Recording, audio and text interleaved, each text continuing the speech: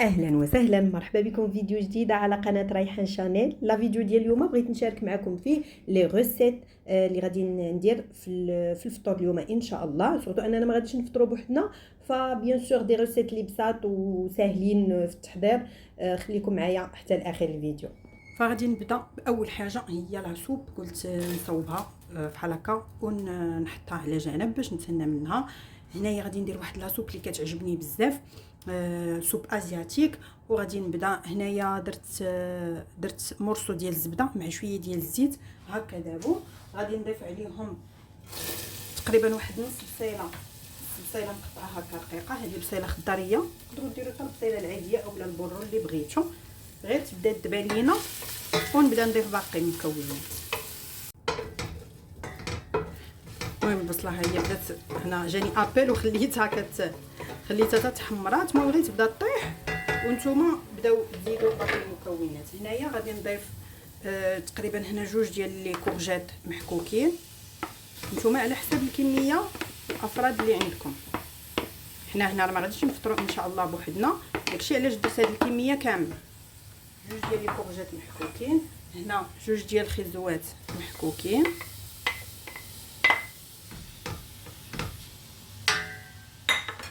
وغادي نزيد هنايا شوفلور اللي قطعته رقيق هنا.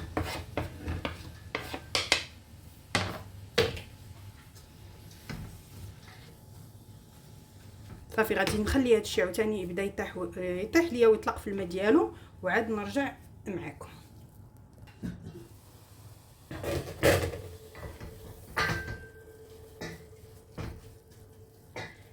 ملي الخضره كتولي بحال هكا يعني كتبدا تنزل وكتبدا تطلق الماء ديالها، عاد حنا غادي نضيفو العطريه اللي غادي نضيف تقريبا بازيك. غادي نزيد على غير عطريه الحوت. هنايا غادي نضيف معلقه ديال التحميره، معلقه ديال سكينجبير الا كان طري يكون حسن، انا ما عنديش. معلقه ديال البزار، معلقه مع مراش ديال الخرقوم، شويه ديال الثومه بودغ. فكيف ما كتشوفوا المعلقه راه ما عامراش. وغادي نضيف هنا معلقه ديال العطريه ديال الحوت. تقدروا تضيفوا حتى القشور اولا الكريفيت بودغ، ما عرفتش واش القشور ولا الكريفيت، تقدروا حتى هما تضيفوه. الملح بطبيعه الحال حسب الذوق. هنا درت واحد شويه ديال الحامض مسير مقطع صغيور، هذا اختياري، الا ما بغيتوش ما ديروش. فانا كيعجبني لو غو ديالو زعما كتعجبني المحمضه تكون محمضه، ولكن تقدروا تكفيو زعما فقط هذوك القطيرات تحت الطيب وديروا قطيرات ديال العصير الحامض. غادي نضيف هنايا واحد جوج معالق كبار ديال صلصه الصوجا، وغادي نضيف هنايا الكالامار عندي مقطع قطعات صغيورين، غادي نضيفو وعاد غادي نخلط كلشي. هنا علاش ضفت الحوت الكالامار حتى الاخر ما شحرتوش معاهم، باش داك الجهد ديالو كله يطلق في الماء اللي غادي نديرو باش يطيب فيه. فانتوما ديروا الماء الكافي حتى تغطى لكم هذيك الخضيره كلها. فانا غادي نزيد شويه.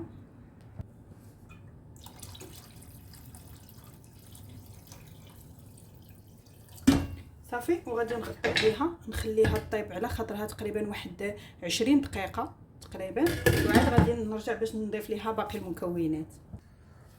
وهنايا غادي نحضر واحد العجين، هو درتو كيسخن. غادي نزيد هنايا الزيت.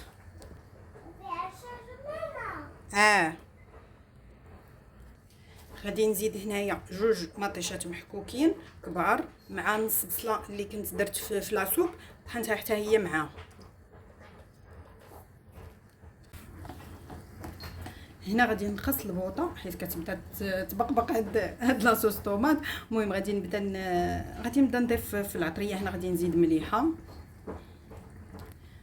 تحميره معلقه كبيره ديال التحميره، معلقه ديال البزار، معلقه ما كاملاش ديال الخرقوم، هنا شويه ديال سكينجبير غير شي شويه، ثومه بودغ. صراحه الثومه اللي صيبت معاكم ها هي اللي كتنفعني بزاف.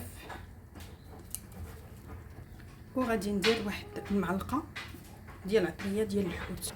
غادي ندير شويه الربيع اللي كنت حضرت معاكم صافي، ونخلط هادشي كامل ونخليه يتشحر مزيان، وعاد نضيف لي بول ديال الحوت ديالي. فبالمناسبه غادي ندير طاجين ديال الحوت ديال باناشي صافي دير فيه الكروفيت، فيه شويه السردين، فيه ميرلون، يمكن وفيه حتى الفرخ. هذا هو باناشي.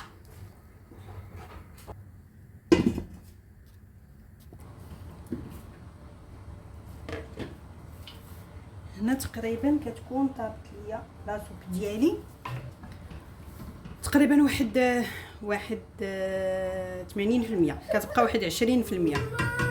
وي ماما قلت لكم هنا من بعد ما طابت ليا لا سوب ديالي تقريبا واحد 80%، كتبقى غير واحد 20%. اشنو كنضيف ليها؟ كنضيف ليها هنا الشامبينيون الكحل، وكنضيف الفيرميسيل بيان سور مقطعاهم صغار. كنحرك وغادي نضيف هنا الخليط ديال واحد 2 معالق كبار ديال مايزينا مع واحد شويش ديال الماء كيف ما كتشوفوا، وغادي نضيفو بحال غادي ندور به لا سوب ديالي. صافي كنخلط هادشي بحال هكا وكنخليها تقريبا واحد 5 ديال الدقائق صافي، وكنطفي عليها.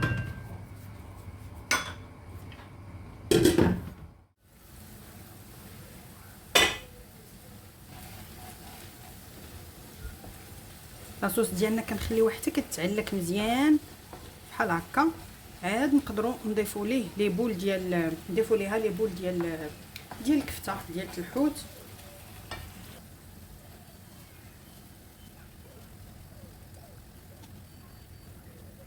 اللي كملت لي بول كاملين في الحطان ما كنقربش ليهم باش زعما نقادهم، ما كنقربش ليهم حتى كيشدوا في راسهم شويه. عاد كنقدر انني نحاول انني نقادهم بحال هكا باش يجيو كلهم في صف واحد.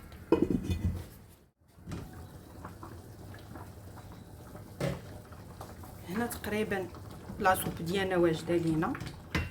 غادي نطفي البوطه هو الاول، وعاد غادي نضيف هنا واحد الكميه ديال القزبر ومعدنوس، وغادي نضيف هاد الفخوماج احمر. هاد العمليه هادي اولا هاد ليطاب هادي اختياريه، تقدروا ما تضيفوهش كيف ما تقدروا تضيفوه اللي بغيتو بالحق، حتى تطفيو البوطه باش ما يذوبش الفرماج وما يبقاش باين. صافي غادي نخلط انا كل شيء وغادي نغطي عليها ونخلي داك الفرماج يذوب حتى نبغي نقدمها. هنا من بعد ما كتشد لينا الكفته في راسها بحال هكا كنزيدو الزيتون،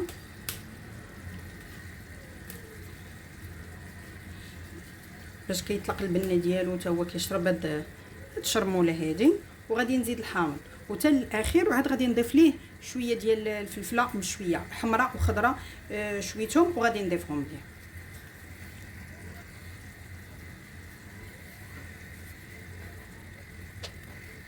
طيب واحد المسمن في الفران كيجي غير بالفرماج، وقررت انني نديرو غير بالقمح. هانتوما القمح بالنخاله ديالو.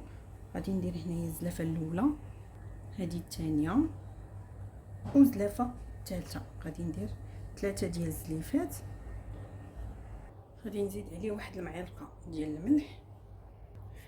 اللي بغى يزيد الخميره الخبز يزيد واحد شويه، انا ما غاديش نزيدها حيت غادي نعجنو وغادي نخليه يرتاح حتى وكنسالي ليه باش نطيبو. داكشي علاش اللي عارف راسو انه دغيا غادي يطيبو يزيد واحد القبيصه واحد الطريقه ديال خميره الخبز. انا هنا غادي نعجنو غير بشويه الماء دافي، فريمون يكون دافي حيت القمح ما كيبغيش الماء سخون.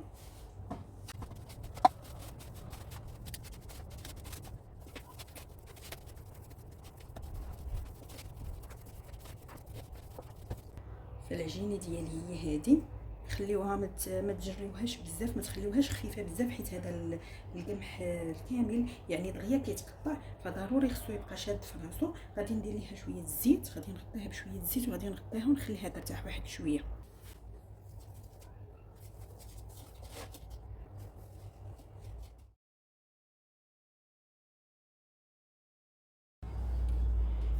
هنايا بعد ما ارتاح لينا العجينه المره الثانيه غادي نطلقوها شويه ديال الزيت وغادي نشكلوا مربعات، ولكن ما تطلقوهاش بزاف حيت ماشي بحال الفورس كيبغي يطلق بزاف. هذا كيكون فراجيل، كيكون حساس بزاف العجين ديالو، يعني كيبغي غير بشويه، ماشي حتى لدرجه يبان لكم سطح العمل حيت غادي يتقطع لكم. داكشي علاش طلقوه غير لو ماكسيموم بوسيبل و ميم طون ما يتقطعش لكم زعما العجينه. غادي ندهنها هنا بشويه الزبده باش يجينا حتى هو مورق.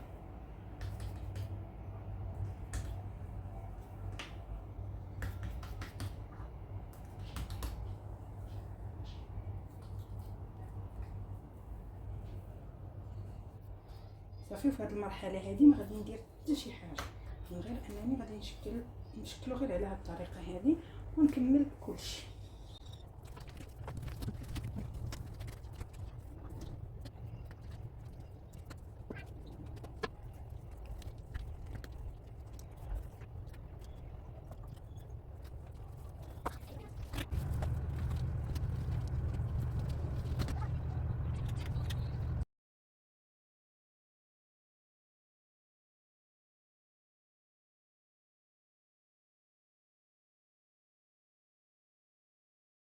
بديت وما هضرتش معكم، هنا كنورق المسمنه عاوتاني بحال هكا، وقلت لكم ردوا البال ان القمح راه ما كيبغيش تورق بزاف. صافي كنحط هنايا الفرماج الوسط، هنا مخلطه ما بين الفرماج احمر ولا موتزاريلا بنكهه الفرماج احمر. كنجيب هذا غير بشويه هكا هنا، وهذا غير بشويه هنا،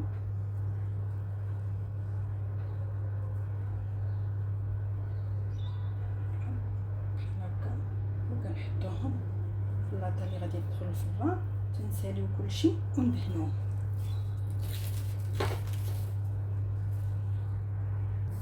هنا درت الخليط ديال الصوجه والصفر ديال البيض، غادي نخلطو مزيان، هو اللي غادي ندهن به الوجه ديال المسمنات. غادي ندخلو الفران يكون سخون على اقصى درجه حراره، مشعل الفوق والتحت حتى كيتحمر وكنخرج.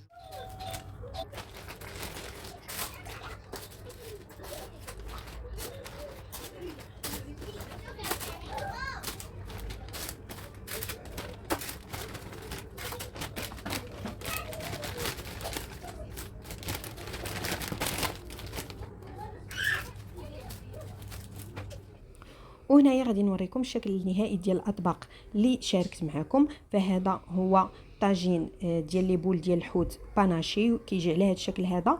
في الاخير ضفت ليه غير شويه ديال الفلفله مشويه حمراء، صافي كتواتى معاه بشكل زوين وجا صراحه زوين بزاف ولذيذ.